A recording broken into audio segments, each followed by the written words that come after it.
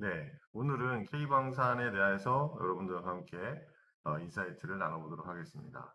K방산이 많은 호응을 받고 또 관심을 받고 있습니다. 그런데 최근에 제가 생각되는 것은 외국 자본의 유입이라는 것입니다. 이것이 우리에게는 기회가 될 수도 있고 또 위기가 될 수 있습니다. 그래서 제가 최근에 쓴 K방산 수출의 봄의 역설, 외국 자본 유입은 기회인가 위기인가에 대한 칼럼 내용을 여러분들에게 소개하면서 인사이트를 드리고자 합니다. 최근에 서울국제 항공우주 방위사업 전시회, 아덱스라고 부르는 그 행사가 역대 최대 규모로 만들어졌습니다. 전 세계 54개국에서 400여 개 기업들이 참가한 가운데 K방산의 위상은 단순한 수출 산업을 넘어서 글로벌 방위산업 생태계의 핵심 허브로 자리 잡고 있는 것을 알 수가 있었습니다. 최근에 폴란드 FA50 부속 계약, 루마니아 K9 자주포 추가 도입, 또 UAE의 대공 미사일 기술 이전 등 대형 어떤 계약들이 줄지어 이루어지고 있습니다. 올해 방산 수출 목표는 250억 달러인데 이미 목표를 달성을 했다라고 볼 수도 있겠습니다. 하지만 이 놀라운 성과 가운데에서도 외국 자본의 유입이라는 것을 간과하고 있는 것 같습니다. 복잡한 변수가 작동하고 있는데요. 글로벌 투자자들이 K방산의 어떤 성장성에 주목하면서 방산 기업과 협력업체에 대한 외국인 투자가 2022년 대비 300% 이상 급증을 했습니다. 이는 성장 동력인 동시에 국방 안보를 위협할 수 있는 양날의 칼이다라고 저는 생각을 하고 있습니다. 첫 번째는 외국 자본의 방산 혁신의 어떤 그 가속적인 역할을 할 수도 있겠습니다. 외국 자본 유입으로 인해서 긍정적인 효과가 분명히 있는 건 사실입니다. 첫 번째는 외국 자본의 다변화이고 대규모 수출 계약에 따른 생산 능력의 확충과 R&D 투자에 필요한 막대한 자금을 국내 금융권만으로는 조달하기 어렵기 때문에 그렇습니다. 하나 에어로스페이스가 영국 로스로이드 디펜스와 추진한 터보 샤프트 엔진 공동 프로젝트에서 유럽계 사모펀드가 참여한 사례가 그 대표적인 사례라고 볼 수 있습니다. 이를 통해서 하나는 유럽의 MRO 사업, 그 장비 수리 점검하는 MRO 사업의 시장에 진출의 발판을 마련을 했습니다. 둘째는 글로벌 공급망의 편입의 효과가 있습니다. 방사는 폐쇄적인 산업의 특성상 현지 파트너십이 수출의 성패를 좌우하게 됩니다. 외국 전략 투자는 단순 자금 제공을 넘어서 해당국 방산 생태계 진입에 마스터키의 역할을 할 수도 있는 것입니다. 한국항공우주산업, 우리가 말하는 카이가 인도네시아 KF21 공동개발 과정에서 현지 금융그룹과 합작회사를 설립한 것도 그 맥락을 같이 한다라고 볼 수가 있겠습니다. 그리고 그 긍정적 효과의 세 번째는 기술 시너지 창출입니다. 특히 AI나 빅데이터, 사이버 보안 등 4차 산업혁명의 기술이라고 하는 것들은 방산의 융합 과정에서 해외 네트워크 기업의 어떤 투자는 기술 혁신을 가속화할 수 있습니다. LIG 넥스원이 이스라엘 엘비트 시스템즈와 추진한 전자전 체계 고도화 프로젝트는 외국 자본과 기술이 결합된 성공 모델로 평가할 수 있겠습니다.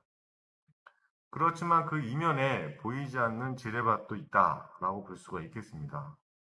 외국 유입의 어떤 이면에는 심각한 안보 위협이 도사리고 있다고 볼 수 있습니다. 가장 우려스러운 것은 핵심 기술의 우회 유출입니다.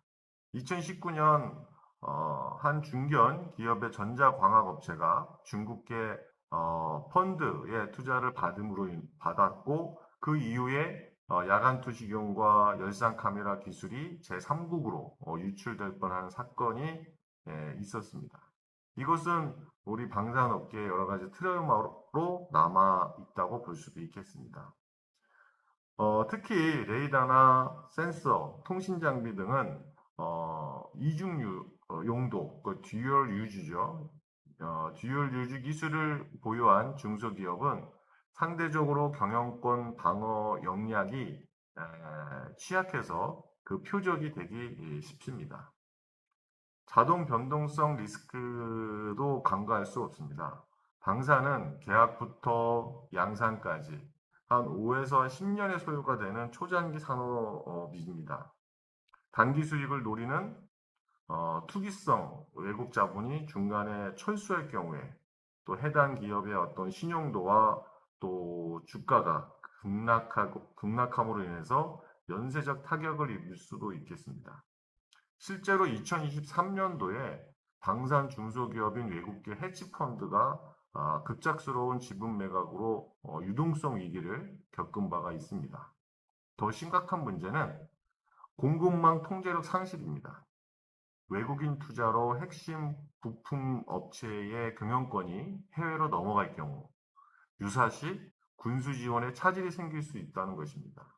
특히 반도체, 배터리, 히토류 등 전략 물자를 다루는 업체의 소요 구조 변경은 국가 안보에 직결된다고 볼 수가 있겠습니다. 그래서 우리는 제도적 해법과 3단계 방어선을 구축해야 된다라고 저는 주장을 하고 있습니다. 이러한 딜레마를 해결하기 위해서는 선별적 개량 전략이 필요하다라고 저는 보고 있습니다. 우선 실시간 모니터링 체계 구축이 급선무입니다. 방위사업청과 또 산업통상자원부, 또 금융감독원이 합동으로 방산투자 통합정보 시스템을 운영해서 외국인 투자의 규모, 또 경로, 목적, 상시 어떤 그 추적 시스템을 갖추는 것입니다. AI 기반의 위협도 분석을 통해서 투자자의 어떤 국적, 배경, 연관 기업을 실시간으로 검증할 수 있는 시스템이 필요한 겁니다. 두 번째로는 방산 특화 외국인 투자 심의위원회를 신설해야 됩니다. 현재 외국인 투자위원회는 산업 전반을 다루지만 방산은 별도의 전문성이 요구됩니다. 외국 CFIUS, 즉 대외투자위원회에서 국방정보 외교 전문가로 구성된 독립심의기구를 설치했습니다. 기술 분야별 또 투자별 차등 심사를 실시하고 있고 우리도 방산 특화 외국인 투자심의위원회에서 이러한 심의를 실시해야 됩니다. 세 번째로는 중소기업의 방어체계 강화입니다. 즉 기술 보호 펀드 규모를 현재 1조 원에서 3조 원으로 확대하고 정부 보증형 바이백 제도를 도입해서 중소방산기업이 불공정한 인수합병 시도에 맞설 수 있도록 지원해야 합니다. 이를 통해서 K방산은 이제 전환점에 있다라고 볼 수가 있겠습니다. 글로벌 탑 4 방산 수출국 진입을 목전에 둔 지금 외국 자본을 무조건 배척할 수도 없는 상황이고요. 또 무분별하게 받아들일 수도 없습니다. 중요한 것은 국익과 안보를 최우선으로 하는 정교한 선별적 메커니즘이 필요한 것입니다. 이번에 성대하게 이룬 아덱스에서 K방산의 위상은 하루아침에 이루어진 것이 아니다라는 것을 보여줬습니다. 30년간 축적된 기술력과 산업 생태계가 만들어진 결과라고 볼 수가 있겠습니다. 이 소중한 자산을 지키면서 성장 동력을 확보하는 것, 그것이 K방산이 풀어야 할 21세기 경제 안보 방정식입니다. 외국 자본이라는 양날의 검을 현명하게 다루는 기술이야말로 K방산의 어떤 미래의 핵심 경쟁력이 될 수 있을 것입니다.